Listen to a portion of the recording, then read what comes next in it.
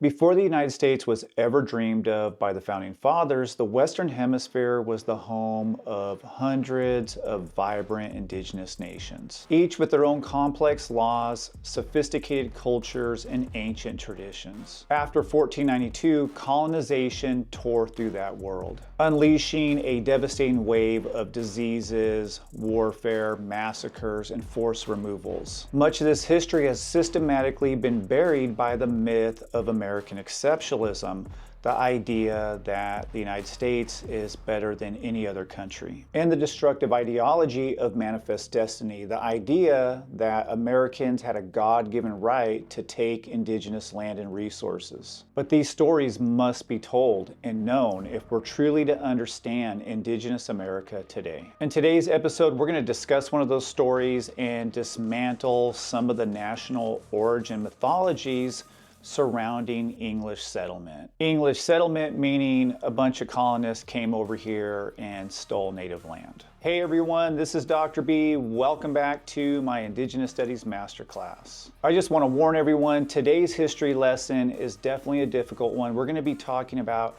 English settler colonialism, topics like genocide and war, so please take care as we proceed.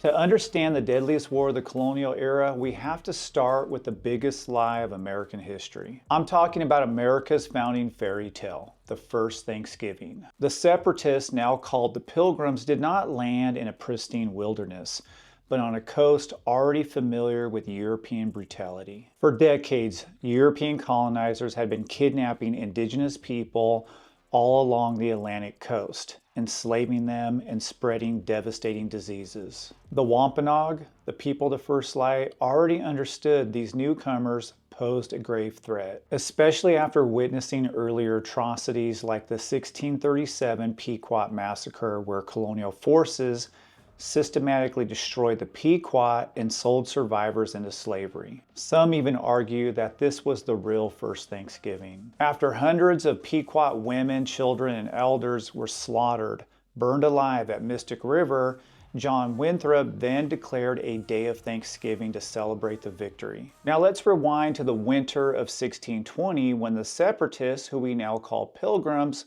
first arrived. Just days after they landed, they were robbing and stealing from Native American graves. And what were they looking for? Food or anything else that they could use to survive the winter. They were clearly unprepared. They had no idea how to live on this land, how to grow crops, so they had to steal from Native Americans to feed themselves. They actually write about this in their own journals, how they robbed Native American graves and stole their corn and beans. Approximately half of the 102 colonists died within that first year. The Pilgrim's saving grace came in the form of Tisquantum, also known as Squanto, a Wampanoag man from the Pawtucket village who had been kidnapped and returned to find his people completely wiped out by disease. The story of Tisquantum is incredible in and of itself. He was Pawtucket, and when he was a young man, he was kidnapped by European slave traders. He's taken to Europe, where he eventually learns English, and incredibly, he finds his way back home. And sadly, his entire town has been destroyed by a smallpox epidemic. These European diseases were devastating. Speaking English, Tisquantum would become a vital interpreter, but he would also teach these colonists how to live on the land. Their survival was also assisted by Wampanoag leader Massasoit,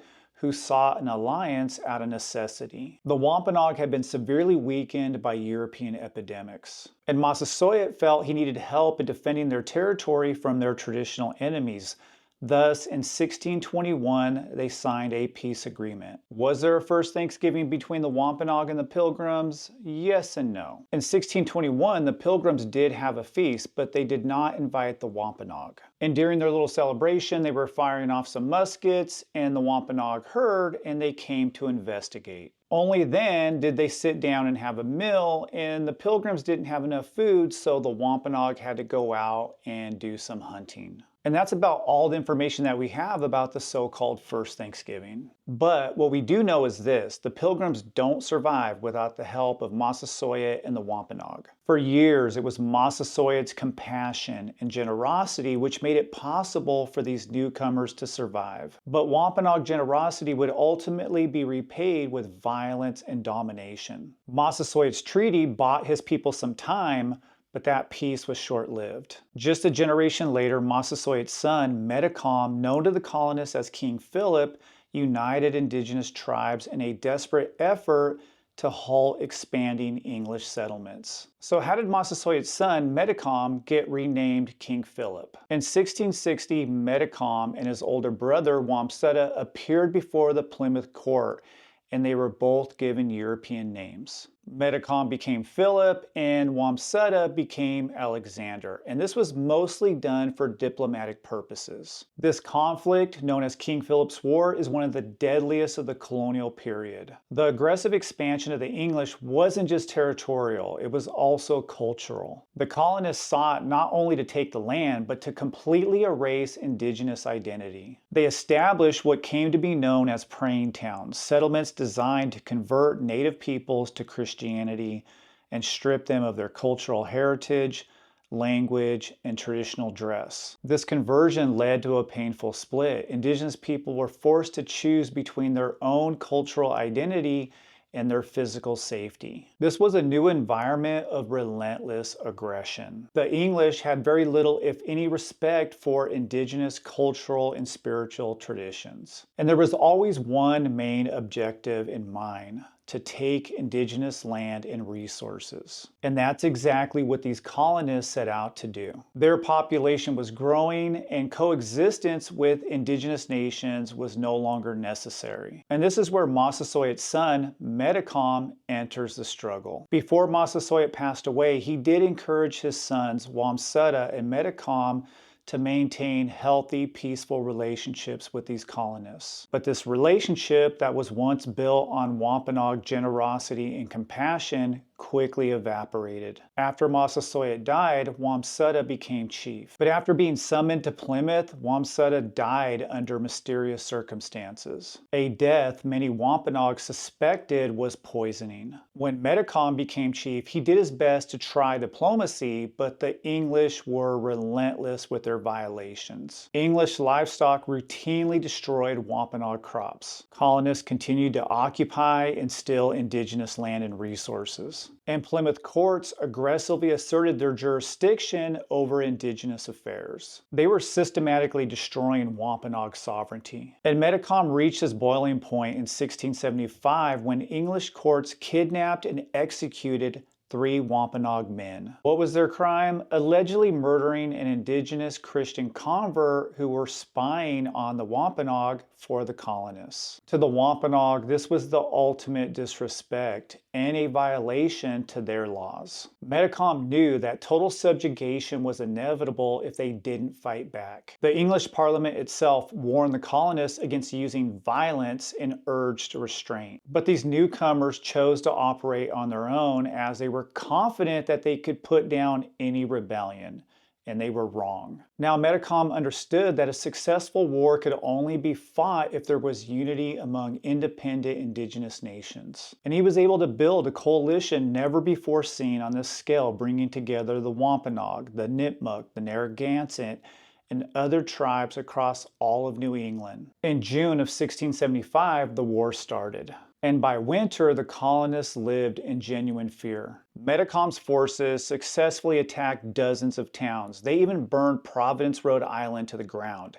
Initially, he was winning the war. And what terrified the English most were the guerrilla warfare tactics indigenous warriors employed. Trained in European-style warfare, the English were completely unprepared to deal with Metacom's forces. Indigenous warriors were superior marksmen, accustomed to precision hunting. They would appear, strike, and destroy English settlements, and then completely vanish. And this strategy was initially very effective. This would become one of the deadliest conflicts in colonial history. There were massive casualties for both Native Americans and colonists. For a time, Metacom had the advantage, but the English quickly adapted. The turning point of the war would be known as the Great Swamp Fight. English forces attacked a Narragansett fort, slaughtering hundreds of non-combatants, women, children, and elderly. It was a clear atrocity, even by the standards of that time, but it gave the English momentum. The English would double down on their cruelty. They offered scalp bounties even on native children. The racism driving this war was undeniable. The English clearly saw themselves as a superior race. I mean, they were killing women and children because they believed indigenous people were uncivilized, savages, and undeserving of humanity. And the colonists soon realized that they could not win this war without the help from indigenous people. They relied heavily on native allies, specifically the indigenous Christian converts from the praying towns. These converts understood the terrain and native fighting tactics. And without these men, they probably would not have won the war. By the summer of 1676, Metacom's forces were exhausted. And then came a crushing personal blow. Metacom's 9-year-old son and his wife were both captured by the English and then sold into slavery. Then on August 12, 1676, Metacom was tracked down and shot and killed. This would take place at Mount Hope, which was Metacom's ancestral stronghold. Metacom's death marked the end of the war and any hope for coexistence between indigenous nations and European settlers. And the English were not done with Metacom. After they murdered him, his body was quartered and he was decapitated. His skull was mounted on a pike and placed in front of Plymouth, where it remained for over 20 years. It was a chilling reminder and a warning to indigenous nations what would happen if you challenged English domination. And the war was just the beginning of widespread settler violence. Over the next 200 years, Europeans would wage a campaign of forced removal and genocide against hundreds of indigenous nations. As for the Wampanoag, their political and military power was virtually extinguished, but they survived. The killing of Metacom and the destruction of his people gave these settlers more than just a victory. They were forging a new American identity. The shared brutal experience of King Philip's War gave these invaders the confidence that they could govern themselves, fight their own wars, and make their own decisions about ruthless expansion. And here's the crucial critique that we must take from today's lesson. American identity wasn't born of freedom or piety. It was forged in the crucible of indigenous genocide. King Philip's War was only the beginning of a relentless, continental program of destruction, characterized by land theft, removal policies, and the stealing of indigenous America. But Metacom's defiance set a precedent. Like him, indigenous warriors would aggressively defend their homelands across the Americas. And that history of indigenous resistance should be remembered and profoundly honored. And sadly, American history books rarely talk about these histories, and they should. Metacom, who chose armed struggle over slow subjugation, deserves to be remembered for what he truly was, an indigenous revolutionary. If you made it to the end, thank you for joining my Indigenous Studies Masterclass. Also, if you're watching this on YouTube, don't forget to like and subscribe. Also, leave a comment. I really do enjoy reading your feedback. And if you want to support the work that I do, you can become a Patreon. And of course, to all my Patreons, thank you so much for the support. I couldn't do this work without you. All right, y'all, till next time.